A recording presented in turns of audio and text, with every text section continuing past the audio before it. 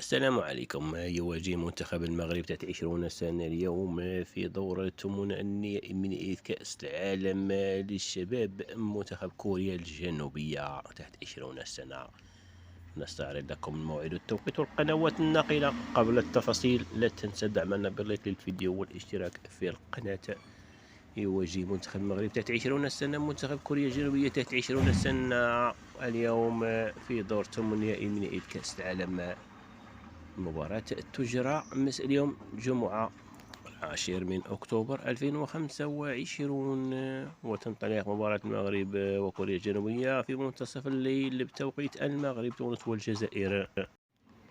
المغرب تحت 20 سنة، كوريا الجنوبية تحت 20 سنة في دور ثمانية من نهائيات كأس العالم تحت 20 سنة للشباب.